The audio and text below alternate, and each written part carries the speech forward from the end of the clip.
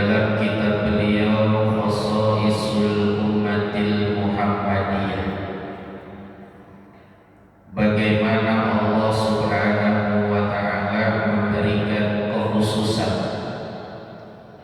yang begitu besar kepada umat baginda Nabi Muhammad Sallallahu Alaihi Wasallam. Yang pertama dikatakan oleh beliau Raf'ul Isr, diangkatnya kesulitan daripada ibadah, kesulitan daripada syariat yang harusnya ditanggung oleh umat Nabi Muhammad Sallallahu Alaihi Wasallam.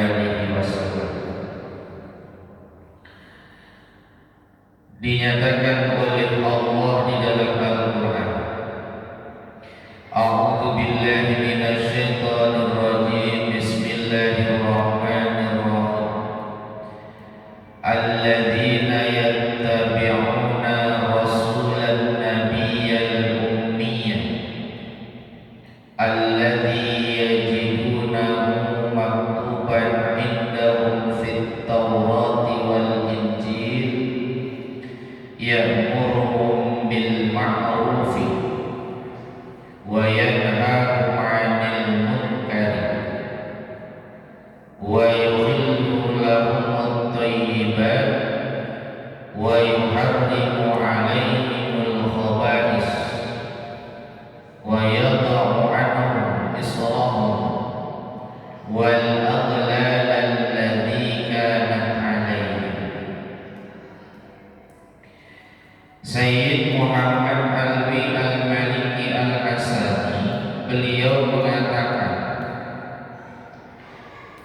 salah satu dari diangkatnya kesulitan dari umat Nabi Muhammad itu adalah qat'u mawdi'in najasati,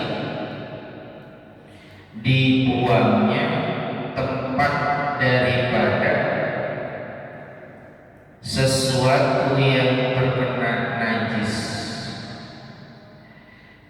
Zaman dulu ya Pak ya, umat daripada Nabi Musa, umat daripada Nabi Isa, Nabi Nuh, terus nabi-nabi yang lain, itu apabila mereka menimpa kepada yang namanya bau terhadap jasad-jasad mereka, mereka buang air. Buang airnya ternyata mengenai sebagian daripada anggota tubuhnya, ya, tangannya kena air kencing, badannya ya kena kotoran air besar. Ini cara mensucikannya berbeda dengan umat Nabi Muhammad. Qata'u ma asabahul qawlu minhum, maka mereka harus memotong, membuang apa yang terkena dari kotoran itu atas tubuh mereka. Caranya adalah memotong bagian tempat yang terkena najis, ya. Jadi riwayat yang menyatakan bahwa umat zaman dulu itu apabila terpapar najis tidak bisa hanya dibersihkan dengan menggunakan air, ya, dipotong, dikelem. Ya kalau kakinya yang kena berarti kulit kakinya itu yang dikelem. Kalau seandainya tangannya yang terkena najis, maka tangan dari kulit itulah yang kemudian dikelem. Kebayang susahnya kayak apa?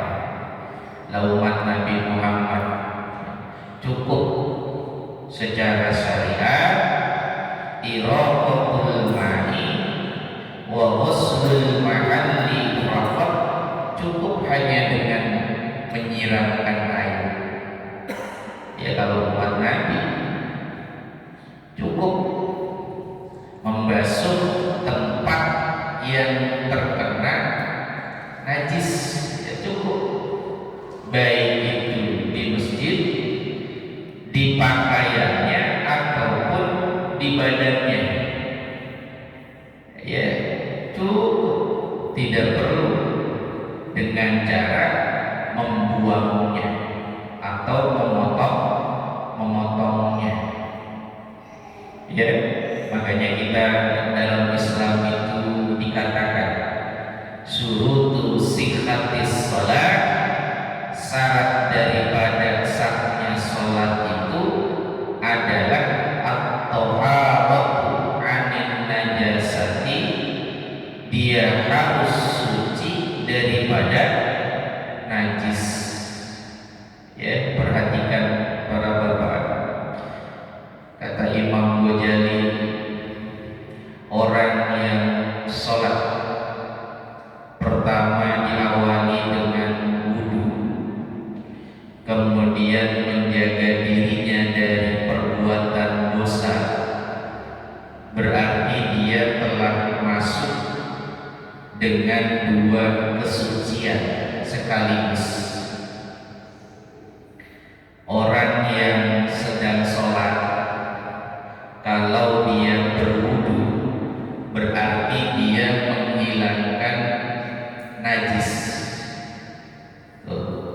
Nanti di badannya harus dipastikan dulu kotoran-kotoran itu tidak nampak. Ya, mau di tangan, di kaki, di tempatnya sujud. Nanti kalau sudah berwudu, badannya suci daripada najis, dia mempertahankan rohaninya dari perbuatan dosa. Jadi najis itu kotoran johir. Ya, najis itu kotoran johir. Ya, nah itu dibersihin tuh kotoran. Ya, ada debu, ya, yang kotor-kotor, walaupun debu dihukumi tidak najis, tapi ada bentuk najis yang nyata nampak oleh mata kita. Ya, contohnya adalah darah, nanah, atau muntah, air kencing. Ya, baik itu laki-laki ataupun perempuan. Nah, itu dibersihin dulu. Ingin ibadah kepada Allah, hadir dengan anggota tubuh yang paling sempurna, seolah-olah kita diajarkan kita sedang bertemu dengan Zat yang Maha Mulia, harus menghadirkan diri dengan kondisi tubuh yang paling sempurna.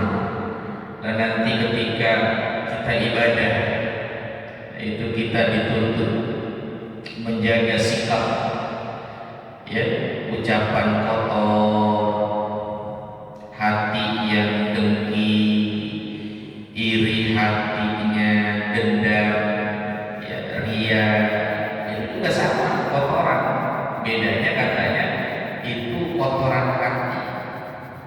Nah, orang yang masuk dengan dua kesucian ini hakikatnya adalah orang yang istimewa di hadapan Allah Subhanahu wa ta'ala. Sehingga dikatakan innas sholata tanha anil fahsya'i wal munkar. Kalau ada orang yang sholat kemudian berperilaku dengan kebaikan, pastilah dia menjadi orang yang suci zahiran wa batinan. Selesai sholat, dia akan jadi orang yang paling baik, berakhlakul karimah terhadap orang lain. Ya, selesai sholat tidak mencuri, sendal aman, sendal gak bakalan hilang. Ya, ada uang jatuh aman, nggak akan kemudian dicari, di tempatnya pasti ketemu ada uang dan dia nggak berani mengambil. Ini lantaran batinnya itu sudah disucikan. Nah, zaman dulu umat-umat yang lain juga sama, ya.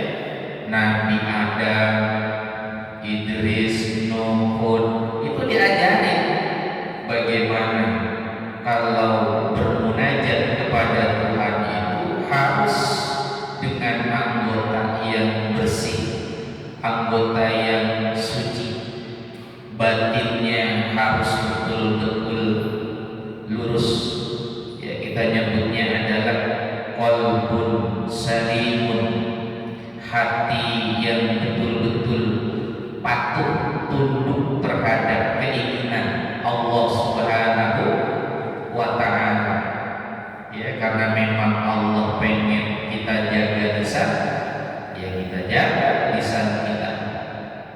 Karena Allah ingin bahwa kita dermawan, maka kita berusaha menjadi dermawan. Karena Allah ingin kita amanah, maka kita berusaha menjadi orang yang amanah. Memang syariat seperti itu. Kita ingin menjadi orang yang bertakwa, maka kita melaksanakan perintah puasa karena mengikuti apa yang diinginkan oleh Allah Subhanahu wa ta'ala. Nah, kebayang zaman dulu kalau bajunya kena, ya udah bajunya harus dipotong, dibuang, nggak boleh dipakai lagi buat ibadah. Kenapa? Udah kena najis.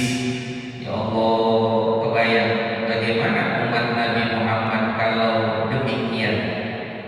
Ibu-ibu yang punya anak, ya biasanya balita, ya ayahnya kadang-kadang gendong anaknya kencing sebarang tempat, nah itu udah najis lagi ya.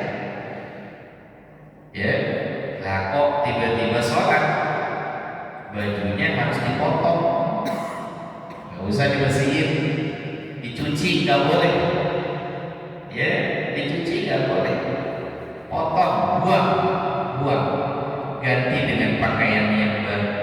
Tapi umat Nabi Muhammad ketika baju terkena najis boleh digunakan untuk sholat, syaratnya satu, iraqatul ma'i. Ya, dia diperintahkan oleh Nabi, oleh Allah Subhanahu wa ta'ala untuk menuangkan air. Ya Pak ya, tidak hanya mengeluarkan air, ghuslul mahalli, mengusap, membasuh, ya, membersihkan tempat yang terpapar najisnya. Ayo bersihin. Nanti kalau udah bersih, pakaiannya boleh digunakan untuk ibadah. Nah, ini katanya adalah rukhsah, keringanan dari Allah Subhanahu wa ta'ala. Bagaimana kita yang menjadi umat Nabi Muhammad begitu dimudahkan oleh Allah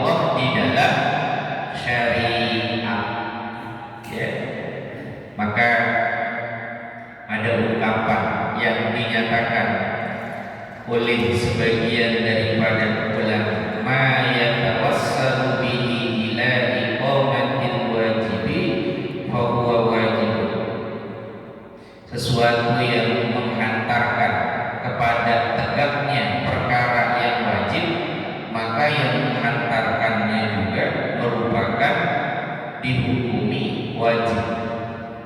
Sholat itu wajib, yang menghantarkan tegaknya sholat itu ada wudhu, ya, maka wudhu hukumnya menjadi wajib.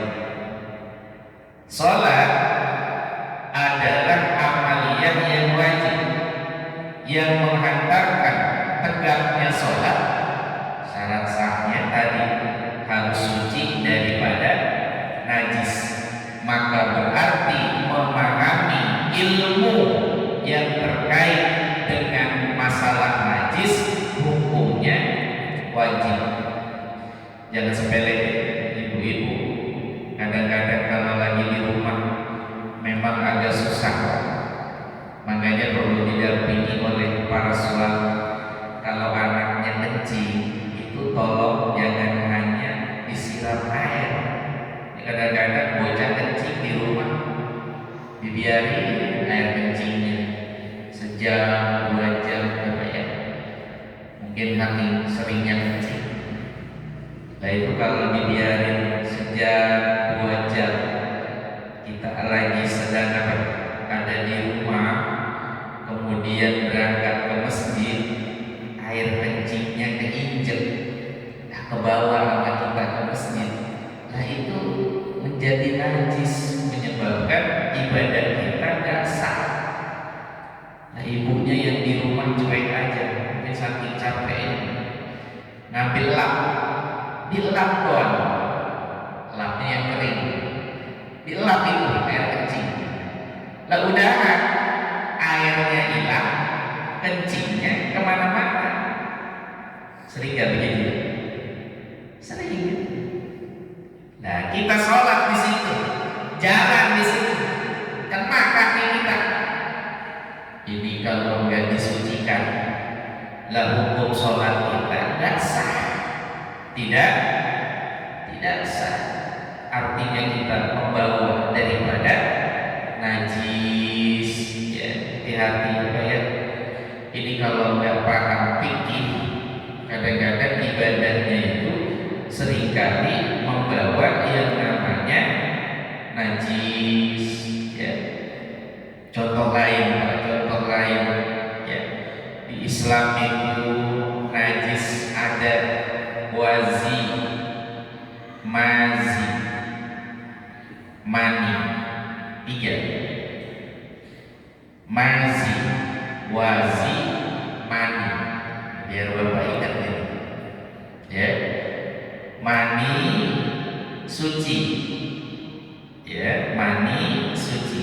Kalau terkena badan atau terkena baju, sarung, kemudian digunakan untuk sholat, maka sah, tidak menyebabkan batalnya sholat. Sehingga mani itu suci. Tapi ada selain mani, namanya mazi.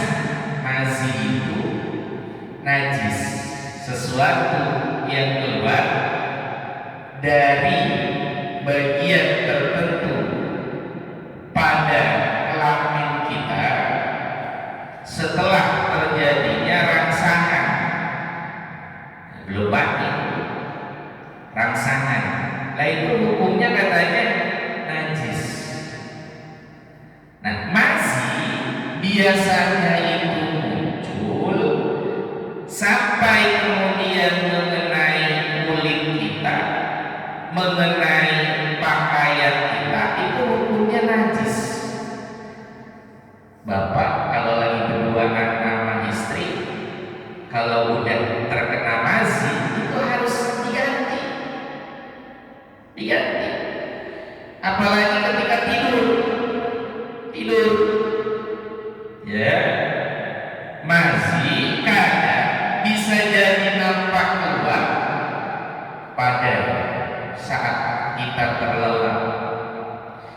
Sehingga seringkali ulama kita mengingatkan, pakailah pakaian dan juga sarung yang berbeda di saat kalian tidur dengan di saat kalian ibadah, apalagi di saat kalian itu buang air, ya misalkan mandi ke WC, apa ya.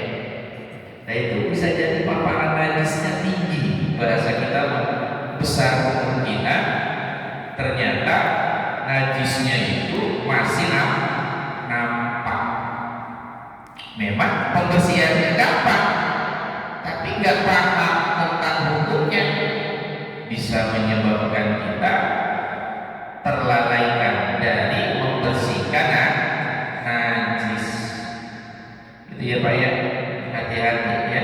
Air kencing yang boleh hanya sekedar disiram dengan air, nggak perlu dibilas, nggak perlu disucikan dengan sebersih-bersihnya, cuma air kencing bayi laki-laki yang belum makan apapun kecuali air ASI, cuma itu doang ya. Lah kalau bayi perempuan sehari baru aja lahir kencing, itu nggak boleh disiram pakai air doang, nggak boleh serok aja begitu, nggak boleh ya. Bersihin betul-betul bersih. Hati-hati ya, tidak dihukumi najis mukhaffafah selain daripada air kencing bayi laki-laki yang belum makan kecuali air ASI, belum genap berusia 2 tahun ya. Air ASI kalau udah nambah dekau gimana?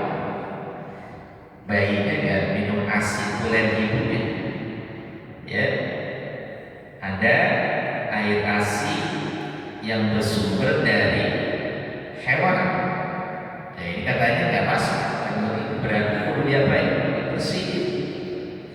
Nah ini kita harus berhati-hati ya para bapak, itu namanya mazi ya. Ada wazi, air yang keluar biasanya setelah buang air kecil. Ini bapak-bapak kalau lagi buang air kecil disunahkan untuk berdehem, kemudian jongkok ya, berdehem 3 kali, kemudian yang ketiga selain jongkok berdehem mengurut bagian daripada tempat keluarnya najis. Nah itu kalau nggak dibersihkan ya nggak dilakukan, muncullah yang namanya wazi. Nah wazi ini hukumnya najis, sama, bersihin sebersih-bersihnya ya. Apalagi kalau yang biasa menyebutnya kita beser, sebentar WC ya, endon sholat udah 3 kali WC, bolak-balik nah klepnya udah rusak ya. Hati-hati yang klepnya rusak ya, nanti buang airnya jangan sampai menyisakan bagian daripada najis. Nah masuk di ibadah sholat, Allahu Akbar, nggak sah ya. Makanya sarung yang dipakai buat sholat bedain sama yang mandi, bedain sama yang tidur. Nah kalau mandi di WC seringkali anak-anak kita kalau di WC buang air kecilnya aneh-aneh ya. Jangan kata yang kecil, yang gede buang airnya penuh dengan penghayatan ya Pak ya.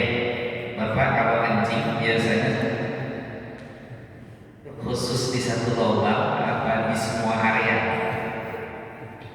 Nah, kalau di satu lubang, pertanyaannya itu di lubang pembuangan air besar atau di lubang saluran air yang biasa yang di bawah? Bapak yang mana?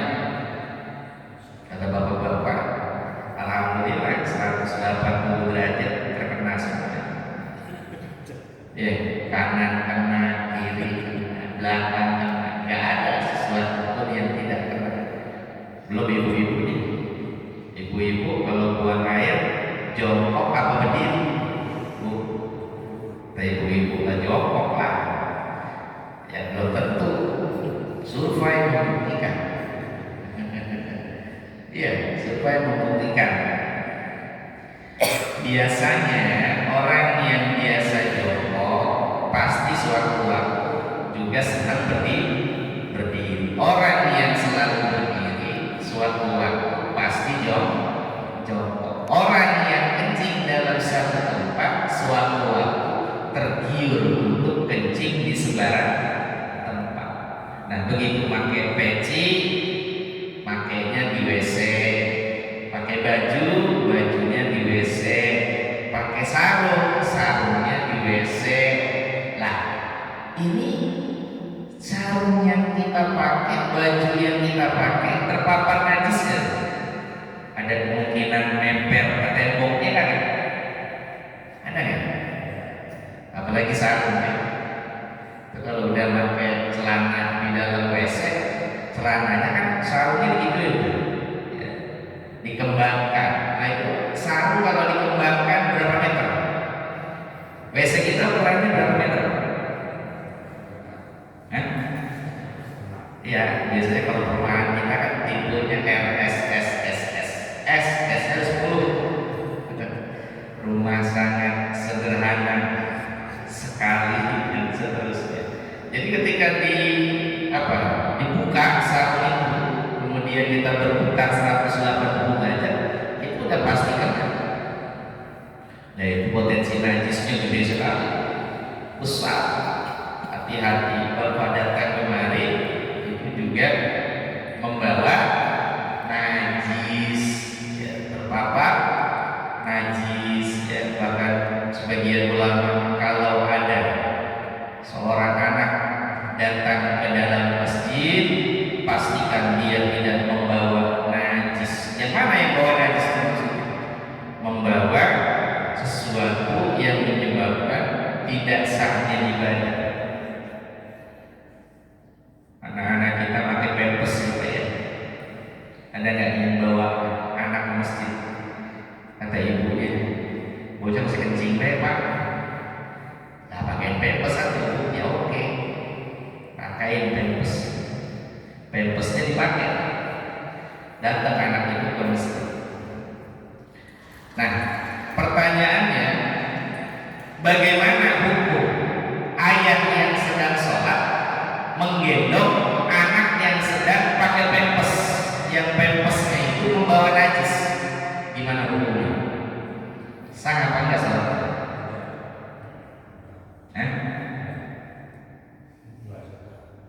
Sah enggak? Anaknya pakai pampers, kencing di pampers itu. Ayahnya sholat, anaknya dibopong sholat. Sah enggak? Itu makanya hati-hati. Kadang-kadang kalau nggak memikirkan fikihnya, orang sembrono anggapannya bahwa di masjid anak-anak kok dilarang. Yang namanya anak mau di masjid ngapain ramai, semuanya biarkan. Itu angel, malaikat kecil yang selalu mewarnai masjid. Benar, kondisi itu benar. Tapi selain bawa anak, ada kewajiban orang tua mendidik adab dan akhlakul karimah. Yang didahulukan adab dulu baru ilmu. Kasih tahu mana anak. Ya, usahain bapak-bapaknya perhatikan.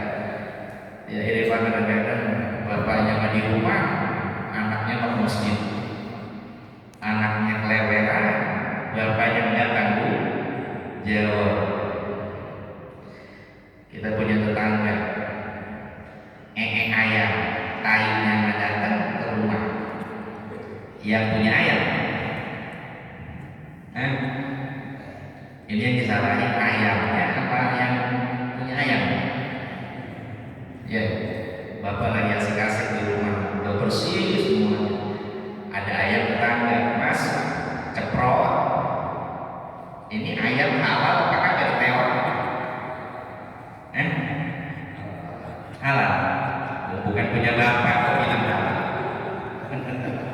Tapi kalau nggak halal, ngeselin kita ini. Yang salah sebetulnya ayamnya apa yang punya ayam? Yang punya ayam. Ya, makanya yang punya ayam banyak. Tuh, merah, bersihin. Saya nggak mau bersihin. Ya, rumah saya kotor sama tai ayam, bersihin sama bapak. Saya mau lihatin. Kalau nggak dibersihin, ayam saya tewak. Besok datang lagi, saya ambil, saya goreng. Setengah buat bapak, setengah buat saya. Boleh? Nah, iya, halal kewajiban. Ada anak datang, bocahnya nakal. Yang salah siapa? Anaknya apa bapaknya? Bapaknya. Terus kalau kita ngomelin anaknya, halal kan? Halal kan? Halal. Bapaknya nggak tanggung jawab. Ya kita omongin anaknya, kita nasihati, ya. Nggak bisa dinasihati, digalakin dikit, prototin kagak bisa ngaruh, diaplokin, ya. Udah diaplokin, bapaknya kan datang. Siapa yang diaplokin anak saya? Alhamdulillah, datang juga ke masjid. Ya. Prototin baru datang, diaplokin baru datang. Bapak tahu nggak anak bapak di sini ngapain? Memang ngapain? Di masjid kencing, rekor sembarangan, diomongin susah. Ya, kalau bapak nggak mau kalah sama ayam, anaknya, ini anak bapak ayam, manusia. Kalau nggak mau anaknya disamain sama ayam, bapak harusnya menjaga anaknya melebihi ayam. Logikanya begitu juga. Nah, kecuali kalau bapak nggak sanggup. Kalau nggak sanggup, kami yang mendidik di sini, kaum muslimin yang punya kewajiban untuk memberikan pemahaman ilmu dan adabnya. Ya gitu. Ya makanya anak kecil apa?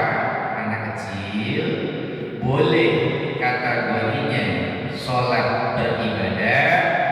Ada riwayat dari Nabi Sallallahu Alaihi Wasallam, muru auladakum bis-sholati wa huwa bisab'in. Perintahkan anak-anak kalian sholat usianya 7 tahun. Tuh, perintahnya 7 tahun. 7 tahun usia berapa? SD kelas berapa? Kelas 2. Nah, masjid sholat gitu 7 tahun. Dan kalau 2 tahun disuruh sholat, ngapain? Ada nggak disuruh sholat 2 tahun masjid? Ada nggak? Nah, sholat di masjid 2 tahun, bujur. Ngapain di masjid? Bercanda, yang ada dia nangis, cuma nangis, supaya kencing, baju kencing berak. Siapa yang tanggung jawab? Wadribuhum bi'asri, pukul mereka. Andai kata usianya 10 tahun, litarkiha, kalau ninggalin sholat 10 tahun, kok ninggalin sholat kita boleh mukul anak kita, artinya boleh main tangan. Kamu nggak sholat johor tadi, udah asar ini. Bapak, kenapa? Main layangan, sini sini sini, jetak, nggak apa-apa. Nah, ini anak-anak kita yang baru berapa tahun umurnya di sini? Yang pada bercanda di masjid? 10 tahun? Enggak. Kalau yang 10 tahun masih baru, wajar kalau saya dilepok sama DKM. Wajar. Emang begitu. Ya. Kalau udah 15 tahun nggak ada sholat, diapain? Disembelih lehernya. Lah emang begitu, coba Bapak pikir. Dilihat bagaimana hukum untuk berhadapan dengan orang yang tidak mau sholat. Apa hukumnya? Potong leher, boleh dibunuh. Dan sekarang anak segede gini di masjid bukannya sholat, bercanda. Udah tua bercanda, diapain? 10 tahun dipukul, segede gini masih bercanda aja mesti. Diapain? Ya Allah. Nah ini kadang-kadang ilmu yang seperti ini memang harus pelan-pelan kita pelajari, Pak ya. Kenapa? Ada adab dan etika yang dibangun di dalam ibadah kita. Nah, jadi kembali kepada anak-anak kita, boleh datang ke masjid, pastikan mereka bisa menjaga kesuciannya. Lah kenapa kok 7 tahun yang diperintahkan oleh Nabi untuk diajarkan sholat? Karena kata alim ulama 6-7 tahun sampai dengan 10 tahun usia tamyiz yang bisa membedakan mana yang baik dan mana yang buruk ya. Anak usia 7 tahun Pak, kalau diajak sholat suruh maju ke depan itu gak berani lari-larian, udah mulai malu. Jadi tahu mana yang baik dan mana yang buruk.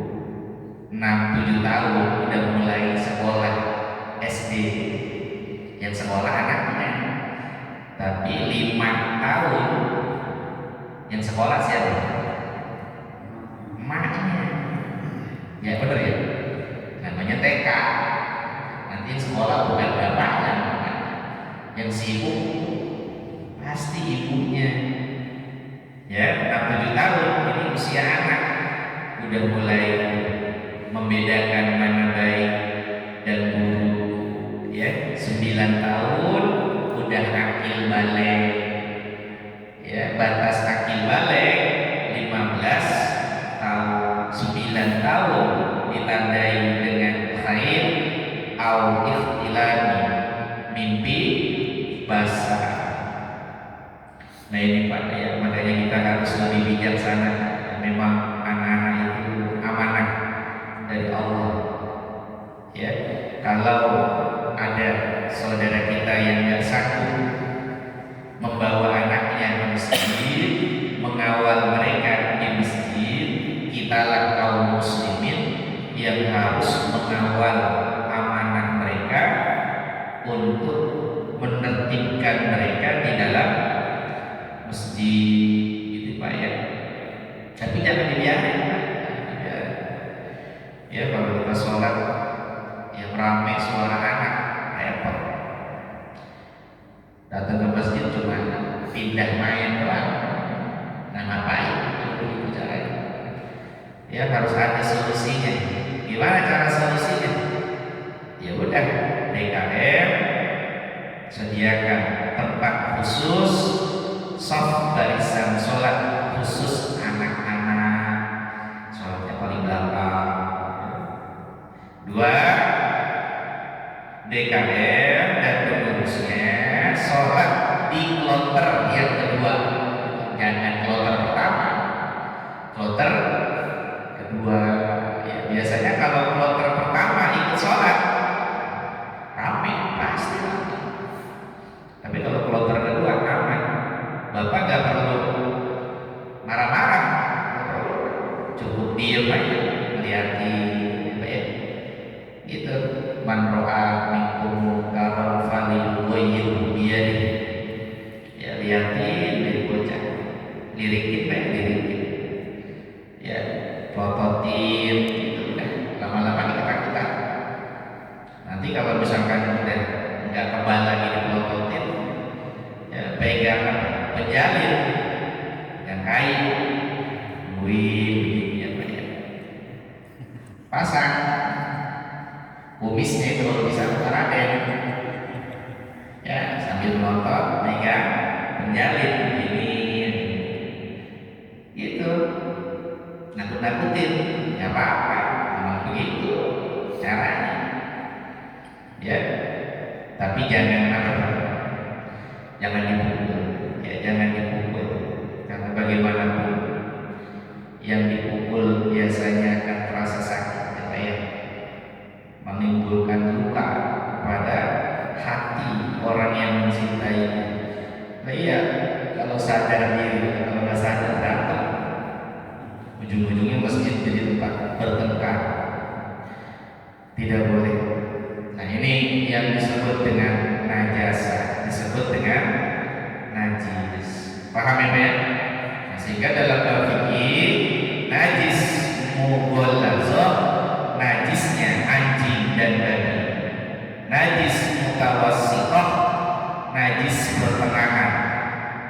Selain daripada najis air kencing bayi laki-laki yang belum makan apapun kecuali air asin. Udah, yang lainnya berarti mutawassithah. Banyak yang mutawassithah jenisnya banyak, ya, jumlahnya ribuan, ya. Nah itu perlu dibersihin, ya. Ini yang nanti menjadikan kita bahagia. Ini sebab kata Nabi, memang ada siksa kubur yang dialami dan dirasakan oleh umat beliau ketika mereka meninggal dunia. Paling banyak adalah tentang masalah bau. Jadi hukuman orang di kuburan bukan karena dosa-dosa yang lain, kebanyakan karena bau. Urusannya buang air kecilnya belum beres, buang air besarnya belum beres, najisnya di mana-mana. Sholatnya nggak diterima ternyata gara-gara najisnya. Dulu ada cerita silitnya kiai, kalau nggak salah itu MH Ainul Najib. Waktu itu beliau cerita ada seorang kiai pulang dari masjid, beliau pulang ternyata meninggal dunia. Ya, orang baik, punya kiai meninggal dunia. Begitu dikuburin di malam pertama disiksa, ditanya, kenapa saya disiksa? Dosanya kecil, remeh banget. Kamu orang baik, di dunia baik, kiai, ustaz meninggal, jemaahnya juga bersaksi kau orang baik, tapi ada satu yang membuat kamu punya dosa kecil sekali. Apa itu? Silit. Gara-gara silit. Apa silit? Mikir ya, dosa apa silit kok menyebabkan siksa begini gede? Kamu selesai ngaji, ketika itu makan, ya acara maulid apa acara apa gitu, pulang-pulang itu giginya dan sisa daging, sisa makanan dikeluarin sisa. Nah kamu nggak sadar pulang dari pengajian, ya ada jam, ada apa tuh kalau itu jam, ranting, pagar daripada tetangga yang kau ambil rantingnya untuk menghilangkan sisa makanan. Ya, silit. Kalau yang lain nama silit beda, ini bukan silitnya. Masya Allah. Jadi gara-gara ranting kecil dipakai buat ngebersihin, kamu ngambil dari tetangga tanpa izin, ini yang menyebabkan kamu dosa dan kamu disiksa karenanya. Masya Allah. Gara-gara silit.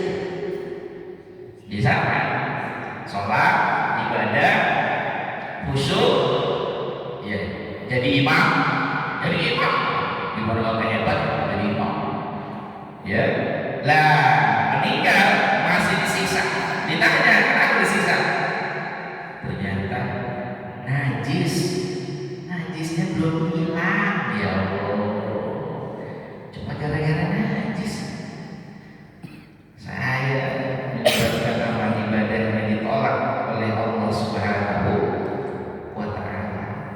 Nah, makanya di rumah hati-hati, apa ya? Ya, orang tua kita kan bilangnya begitu, pengen datang rezeki gampang, jangan sekali-kali biarin rumah berantakan. Kalau habis masak, sahur, piringnya langsung dicuci, jangan. 3 hari piring masih ada jadi sejuk. Ada yang lebih, ada yang bilang capek, baju numpuk, kotor, membunuh. Ada tuh, ada pasti. Kalau kita punya pengalaman begitu, saya ke sana begitu, membunuh baju cuci, akhirnya bajunya jadi pada rusak. Ya, mana yang udah kena kotoran bocah, muntahannya bocah, birangnya bocah, jadi satu. Gak tahu di mana yang bersih, mana yang betul-betul hanya sekedar kotor biasa. Rumah 3 hari tidak pernah dipel, tidak pernah disapuin. Sampah di mana-mana. Siapa yang senang koleksi sampah di rumah? Nah, itu katanya yurisul fakro, mewariskan kepada sifat fakir. Nanti bapak gak kaya-kaya, kaya hatinya hilang, kaya dunianya juga hilang. Kenapa? Karena ketahuan. Coba deh, mohon maaf ya Pak ya, besok kan kita hari raya ini. Siapa yang rumahnya betah tidak ada tamu? Tengok aja deh. Ayo, tamu mau ditaruh di mana? Assalamualaikum, lebaran. Ada nggak yang mau masuk ke ruangan? Kayak apa itu? Belah sini perampokan, belah sini sampah, belah sini. Kalau ditanya, mana yang paling penting dari rumah itu? Yang kotor, apa yang dibutuhkan, apa yang hanya sekedar koleksi? Itu lebih banyak yang koleksinya, sampahnya. Nah, itu belum tentu. Najisnya nggak steril, banyak najisnya, banyak. Ya, paling gampang kalau rumah orang pura-puranya pipis, mau belakang, boleh nggak saya buang air kecil? Lihat aja WC-nya kayak, kalau udah WC-nya hancur-hancuran, ya udah, penghuninya juga begitu. Ibadahnya hancur-hancuran, udah pasti ya. Makanya perhatian kebersihan, kesucian daripada rumah itu menunjukkan bagaimana kualitas hati orang yang menempatinya. Kalau rumahnya bersih, berarti orangnya punya sifat begitu, bersih. Ya, tapi kalau masuk aja bingung. Assalamualaikum, salam. Saya nggak disuruh duduk di depan aja. Nah, kenapa sih itu di depan kan? Orang bingung juga berantakan kayak tahu apa pecah.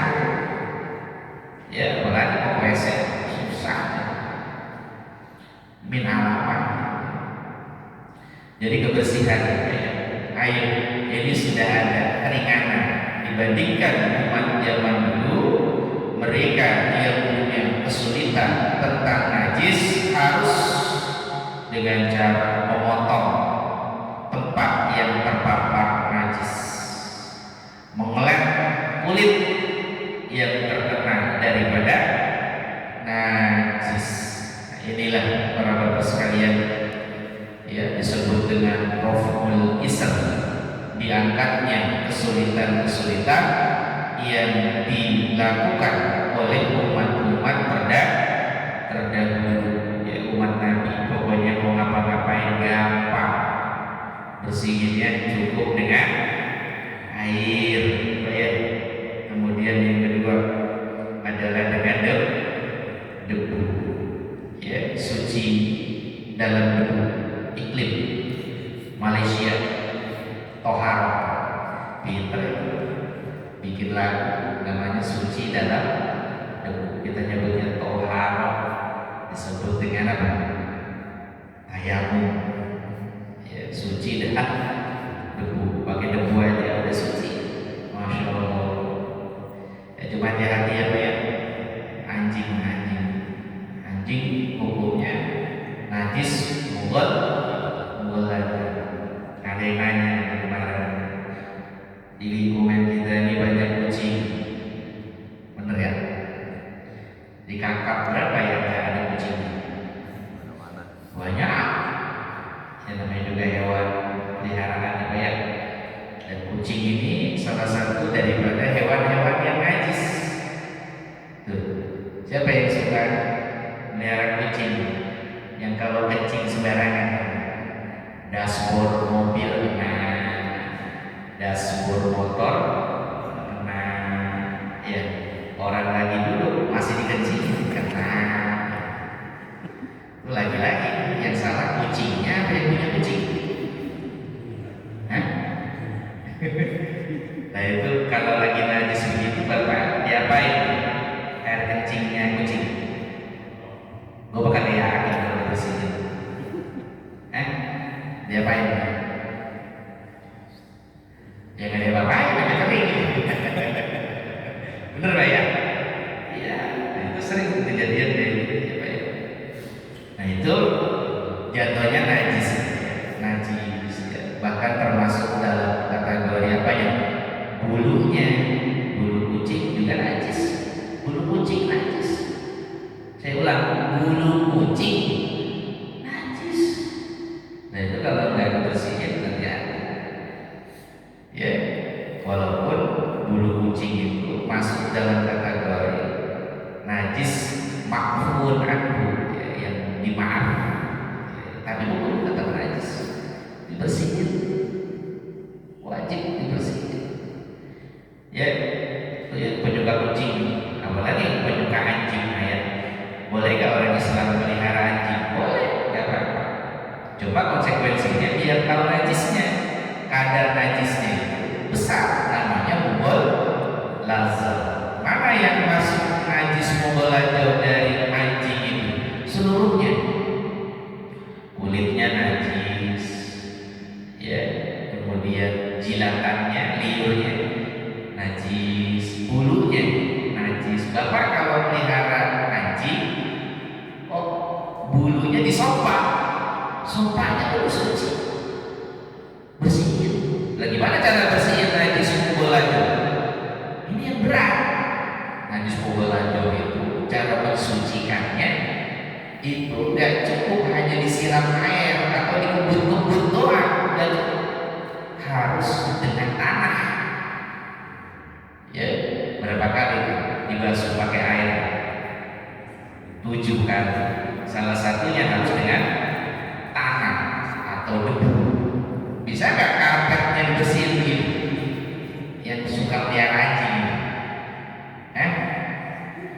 boleh nggak? Anjing mah nggak salah, anjing. Ini maksudnya cara mensucikan najisnya. Ya, perhatikan itu. Air kencing anjing beda sama air kencing kucing. Air kencing anjing nggak bisa disiram sekali, nggak bisa. Bilas 7 kali, salah satunya pakai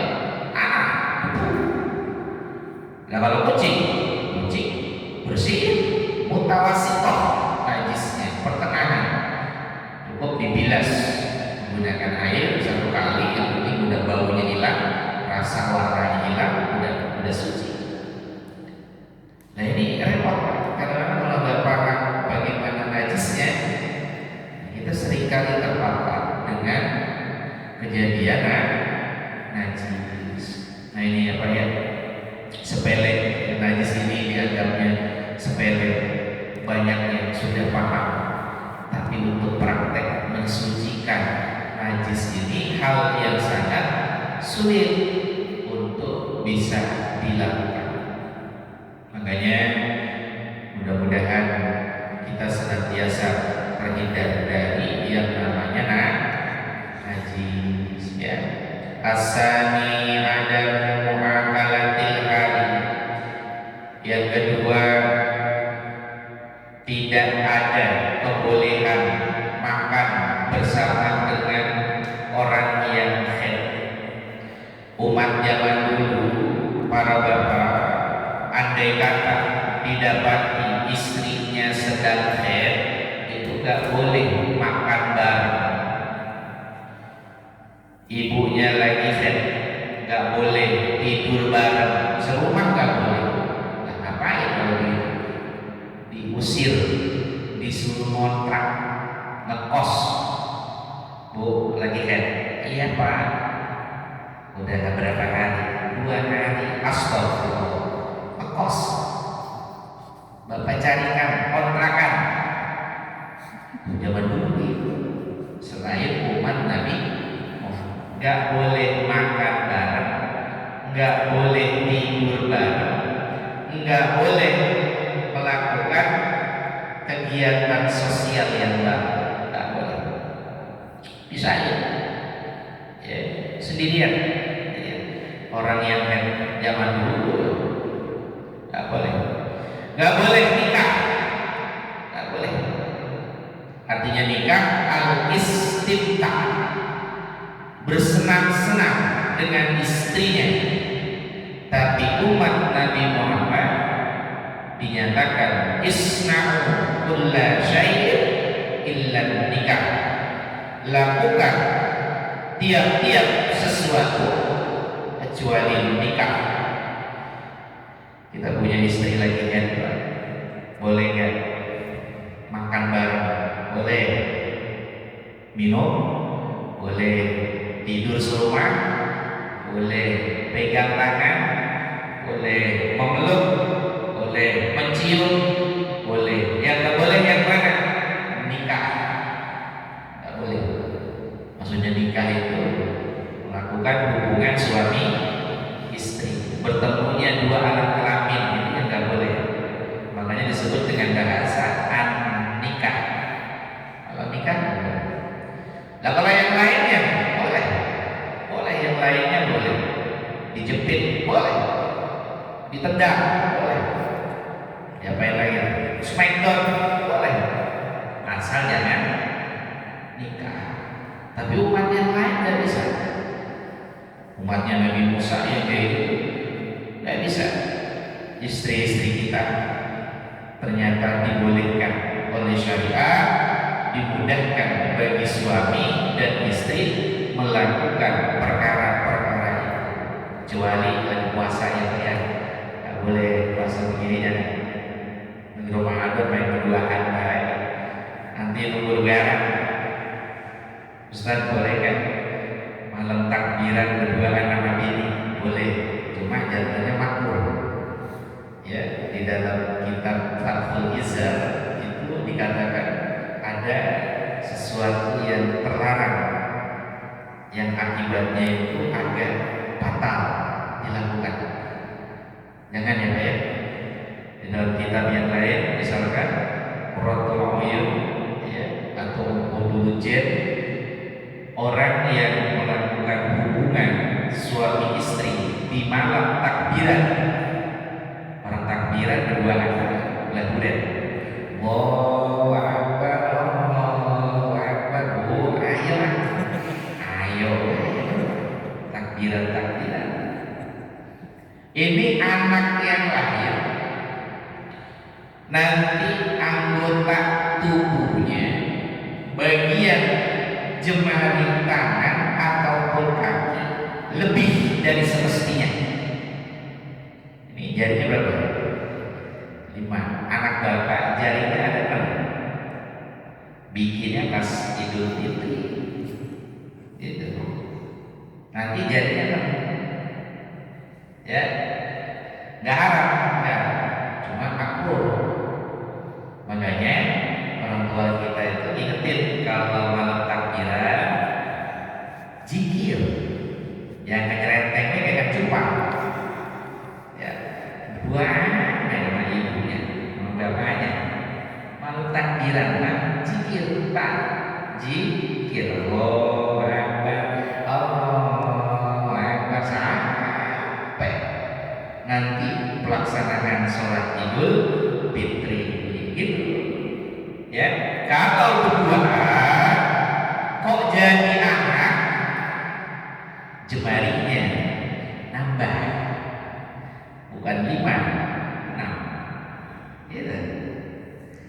Ya, hilang Ustaz, ya udah hilang, takwin ya. Tapi kalau misalkan itu terjadi, kasihan anak-anak kita, kasihan, dihindari.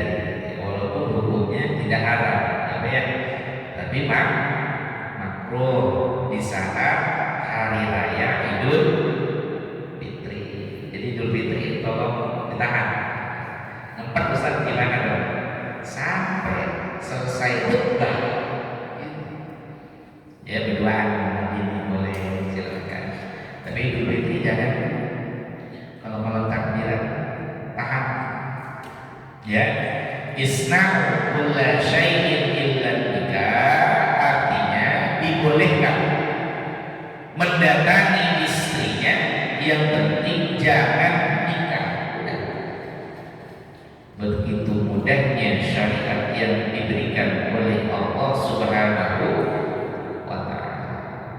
Para bapak, ini masih banyak hal-hal yang diberikan keutamaannya, tapi memang pengajian kita terbatas waktunya, walau sedikit, mudah-mudahan ada hikmah dan manfaat.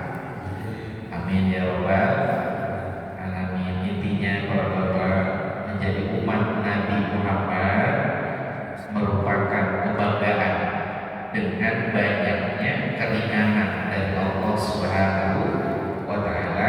Sudah sepatutnya kita banyak bersyukur atas karunia yang diberikan Allah Subhanahu wa ta'ala.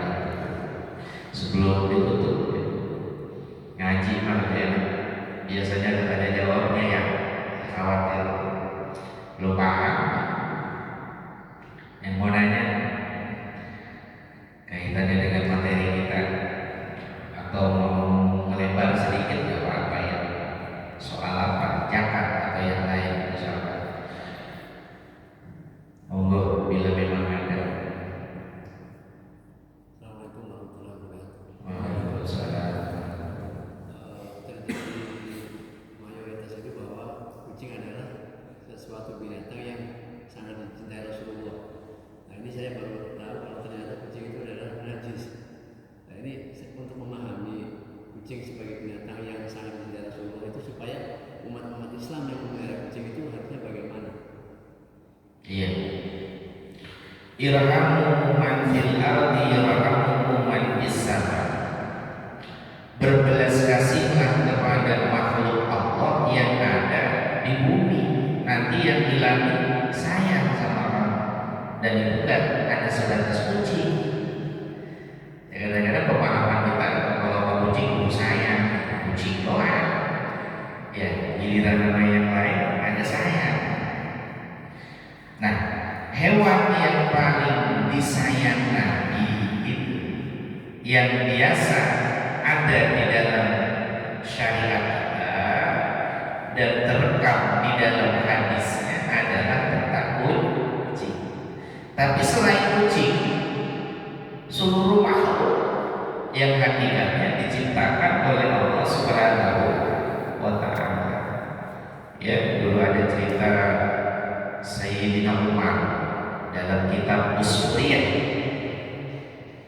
dimuliakan oleh Allah gara-gara seekor burung emprit. Burung emprit itu burung apa ya, Pak? Burung gereja kali ya, yang kecil, burung pipit kita nyebutnya. Itu ada anak kecil dapat diikat burungnya, dilempar ke udara,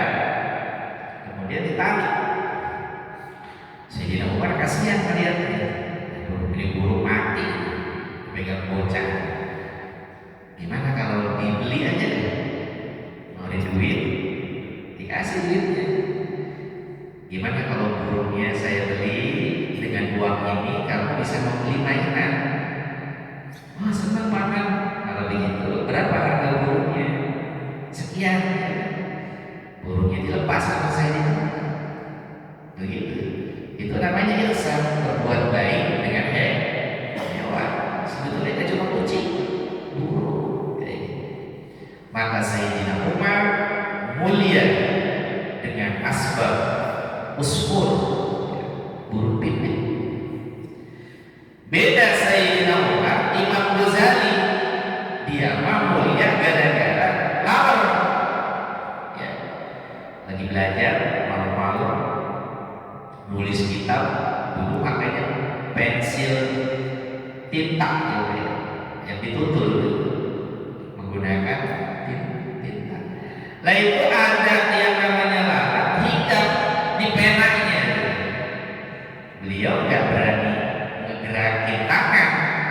Ternyata lalat itu sedang minum dari tinta yang ada di penanya. Lalatnya pergi, baru dia ngegerakin tangan. Mulia gara-gara lalat. Gitu. Dan masalah najis itu gak cuma sekedar katakanlah kucing, ya. Najis itu banyak jenisnya. Lalat ada najisnya kan? Ada. Hewan apa sih yang tidak ada najisnya? Semuanya bernajis. Yang keluar dari perutnya, nah, najis. Air yang keluar dari buang air kotorannya, nah, najis. Nah, semuanya bernajis. Nah, masalahnya tadi kadang memahamkan ilmu yang terkait dengan cara mensucikan najis ini yang terlewat. Tahunya pokoknya guru saya nama kucing, ya. Tapi ketika dibilang hati-hati, kucing itu ada najisnya, bulunya juga ternyata najis. Bingung, najis. Nah, kalau najis berarti selama ini saya ibadah gimana? Orang kucing sering nongkrong di rumah, kencing sembarangan, baju saya juga dikencingin, saya sholat juga pakai itu. Nah, ini jadi masalah itu. Ya, makanya saya katakan tadi, kewajibannya ternyata tidak hanya sekedar bicara memuliakan hewan, tapi mengetahui cara mensucikan najis dari unsur-unsur hewan. Ya, semua ya, ada najisnya. Begitu. Ya, Allah. Jadi kalau bicara apakah boleh untuk memiliki hewan peliharaan? Boleh. Selain daripada kucing, apakah boleh? Boleh. Dan itu bentuk daripada rasa sayang dan kasih kita atas makhluk ciptaan Allah. Bapak kalau pengen melihara anjing boleh? Boleh nggak Pak? Di Islam itu boleh. Cuma tadi itu harus bisa memastikan najisnya. Jangan sampai mengotori diri kita sendiri dan juga mengotori orang lain. La dororo wala diroro.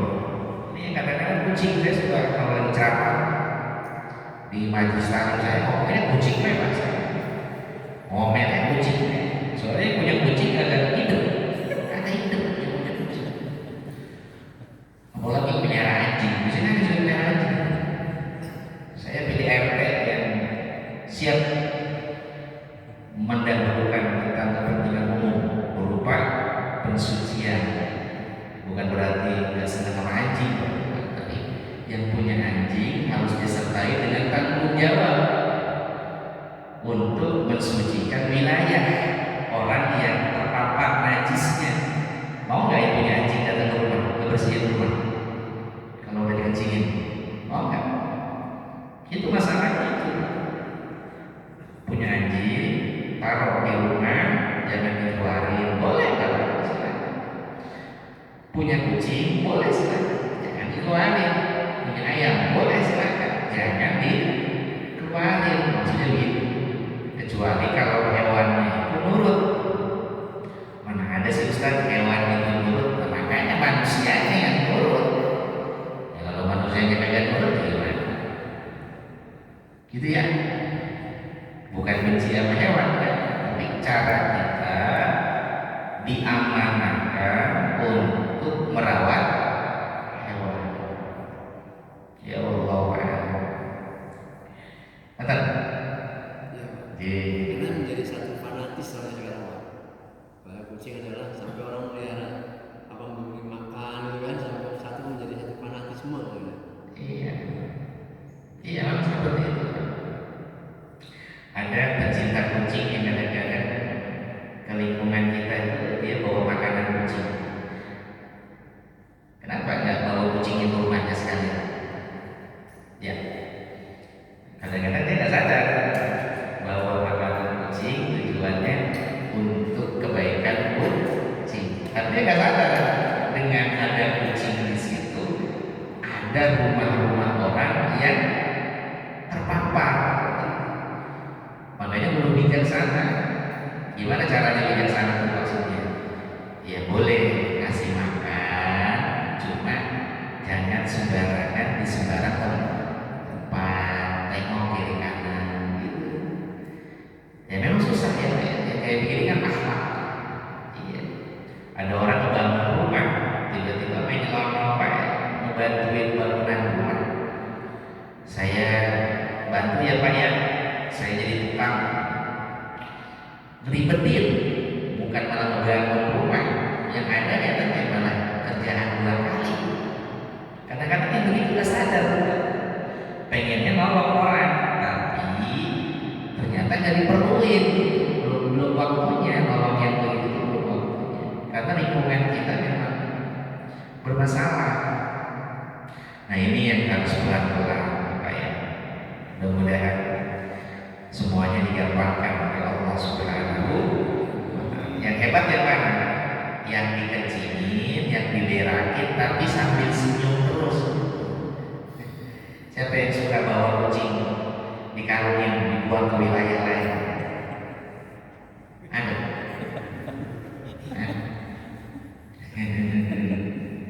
Ya, muslimah kucing masukin karung, dan digebukin kan? Jual ke restoran. Buat lagi aja tuh kucingnya, kadang-kadang gitu ya. Iya. Tapi kita masih senyum.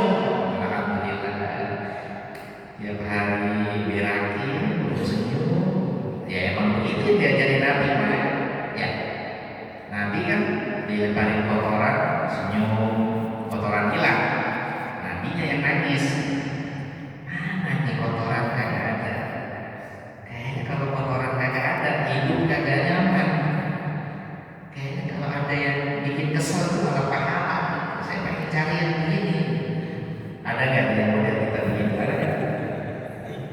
Mana nih kayak orang ini? Belum berak lagi. Ya Allah. Ada yang gitu? Lagi. Bapak yang mana? Yang mana? Ya akhirnya berdamai, ya. Berdamai. Allah masih ada?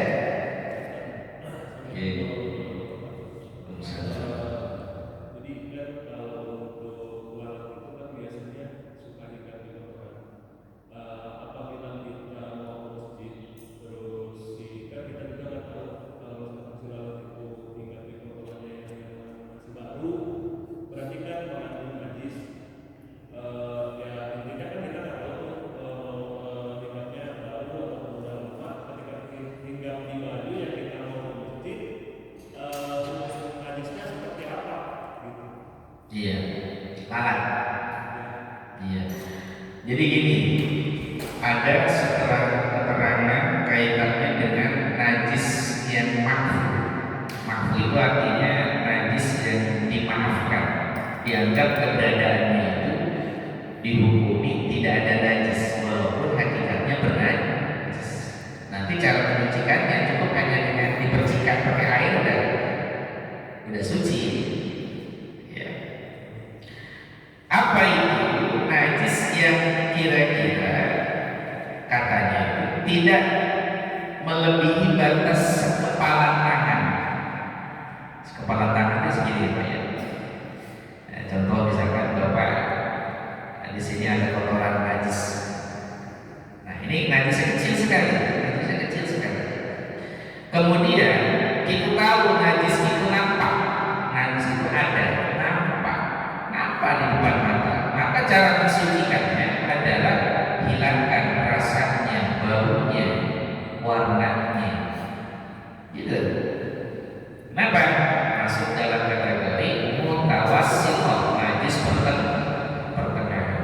Tapi kalau seandainya najis ini susah untuk dihindari, maka akhirnya menjadi ma'fun anhu.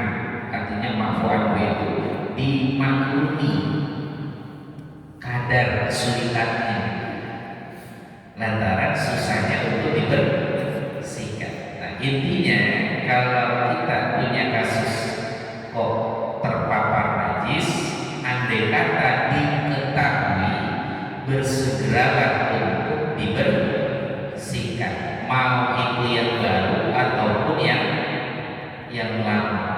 Bagaimana cara membersihkannya? Hilang baunya, hilang warnanya, hilang rasanya, gitu. Nah kalau ketahuan ini najis apa? Ini najis apa ini ya? Kotoran apa ini ya? Nah kita nggak tahu. Nanti bisa dihukumi bahwa itu bukanlah najis, hanya sekedar kotoran. Ya, kotoran itu bukan berarti najis ya. Contohnya misalkan tanah lembu yang basah, itu bukan najis. Emang ada ya kadang-kadang di lingkungan kita yang inisiatifnya bagus, siang-siang nyiramin jalanan pakai air. Kalau ditanya tadi ngapain? Biar adem. Airnya dari mana? Dari kocok. Nah ini kadang-kadang fikihnya nggak main. Waduh bapak, ini gimana ini? Kita lewat nyipratnya kelihatan nggak? Kecil sekali, potensinya kecil. Tapi karena kita tahu bahwa kita lewat di situ ada kemungkinan nyiprat, mau tidak mau kita harus memastikan yang nyiprat itu betul-betul hilang, bersihkan itu baunya, rasanya, warna. Kok tiba-tiba kita lihat tidak ada yang nampak oleh mata bahwa itu najis, artinya nggak kelihatan cipratannya. Walaupun sebetulnya ada, maka itulah yang disebut ma'fu'an anhu. Jadi apa ya? Nah, jadi bersihkan sebisa mungkin. Kalau seandainya ada zon persangkaan bahwa di situ masih ada sisa, cukup hanya dengan diarahkan dengan air saja. Ya, tapi kalau nampak ya tetap kategorinya mutawassithah, ya najis pertengahan. Ya Allah a'lam. Ya, ada lagi yang lain?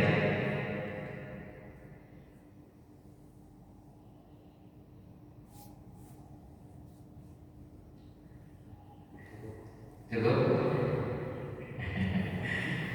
Mudah-mudahan ada berkahnya untuk kita semua ya Pak ya.